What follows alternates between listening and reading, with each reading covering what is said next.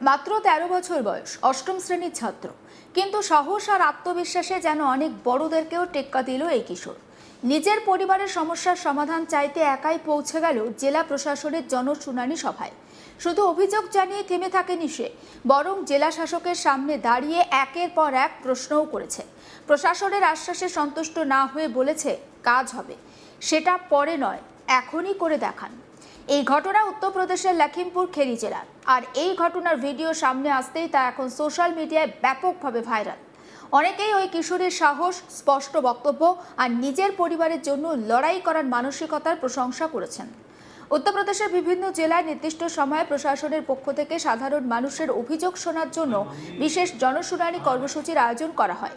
এই কর্মসূচির নাম সম্পূর্ণ সমাধান দিবস। এখানে সাধারণ মানুষ সরাসরি জেলাশাসক, পুলিশ আর অন্যান্য সরকারি আধিকারিকদের সামনে নিজেদের সমস্যার কথা তুলে ধরতে পারেন। সেই রকমই একটি কর্মসূচি চলছিল লখিমপুর খেরি জেলায়। সেখানে উপস্থিত ছিলেন ১৩ বছরের এক কিশোর, নাম অমিতাভ গুপ্তা, বয়স মাত্র ১৩। সে অষ্টম শ্রেণীতে পড়ে।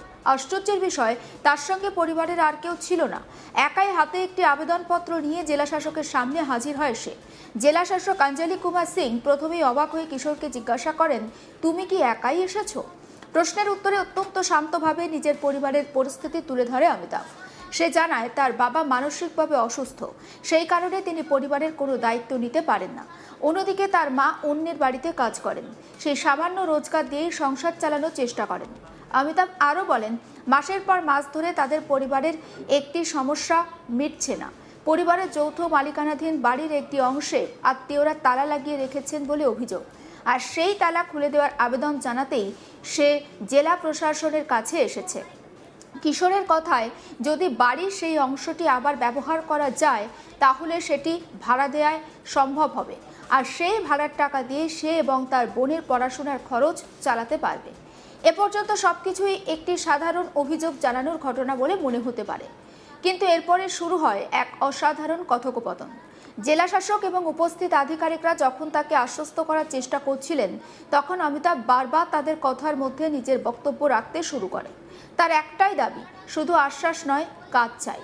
একজন পুলিশ আধিকারিক যখন বলেন আমরা ব্যবস্থা করব, তখনই অমিতাভ সরাসরি উত্তর দেয়, করব বলবেন না, তাড়াতাড়ি কাজটা করে দেখান।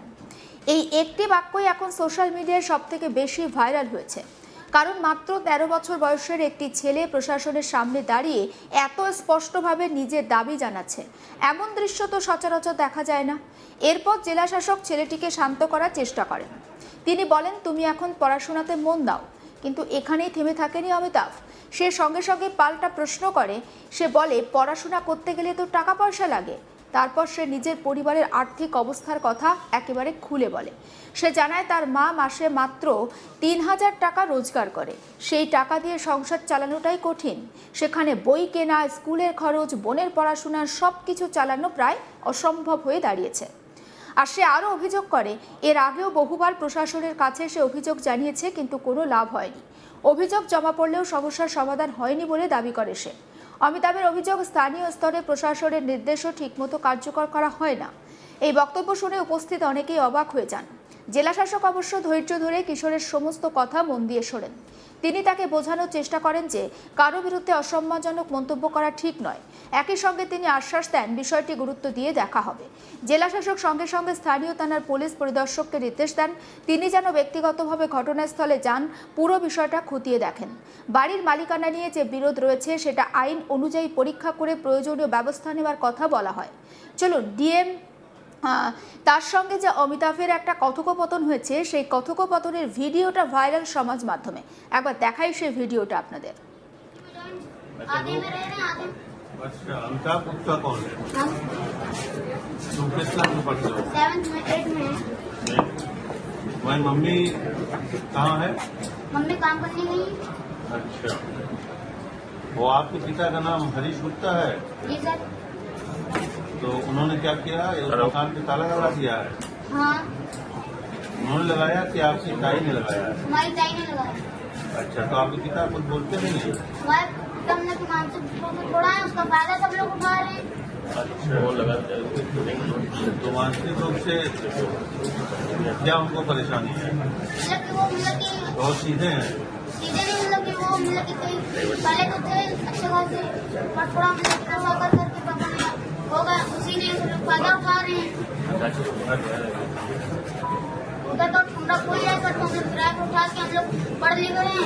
कहाँ रहते हो? ईदगाह में रहती सर। मतलब तुम्हारा अपना मकान है ना, जी सर।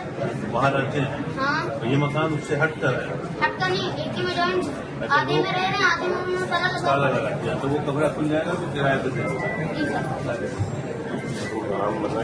तुम्हारे साहू जी उसी मकान में रहते हैं?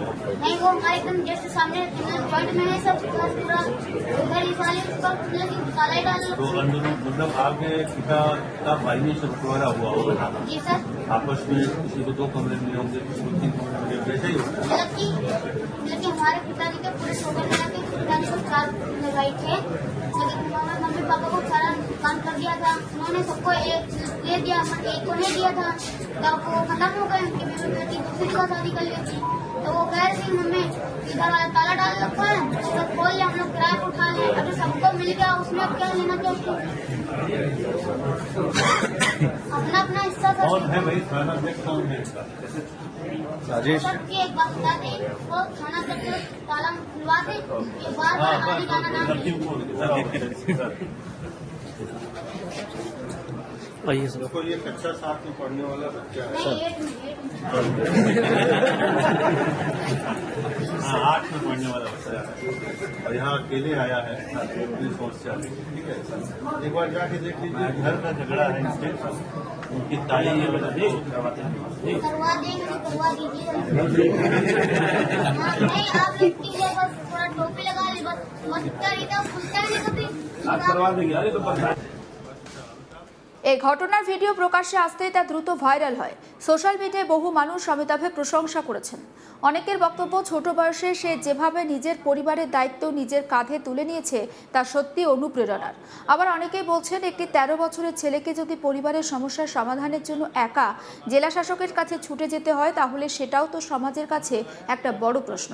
কেউ কেউ লিখেছেন, অমিতাভের কথার মধ্যে যে কষ্ট ছিল সেটাই সবথেকে বেশি মানুষের মন ছুঁয়ে গিয়েছে।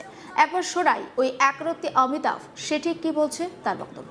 हमारे मम्मी पापा हैं, और पापा तो हैं मानसिक रूप से पीड़ित हैं। अब जो हमारा घर है मतलब कि इधर से उधर दोनों रोड की तरफ से मतलब कि उसने कब्जा कर लिया आधे ज्यादा। उसमें कह रहे कि नहीं, एक बार तो डीएम साहब मोहर लगवाई, बाकी इंचार्ज साहब से खुलवा देंगे, गए वहाँ पे थोड़ा वो करा, कहेंगे वो अपने डीएम एसडीएम की कोई बात नहीं मानते, वो गए इंचार्ज साहब से मिला, कहीं गई वहाँ पे रुपये कुछ पकड़ा दिए, देखा अपने आंखों से इंचार्ज साहब को, वो जो कहें चले जाओ, वो कितनी बार 2-3 बार हमारी मम्मी कितनी बार एप्लीकेशन दी, अच्छा देखकर थक गए, अभी एप्लीकेशन लिखा है। अकेले आए घर से? हाँ, अकेले आए कि हमारे मम्मी पापा हैं। সমস্ত আপডেট পৌঁছে দেবো আপনাদের কাছে, নজর রাখুন আজ তাক বাংলায়, সাবস্ক্রাইব করতে ভুলবেন না।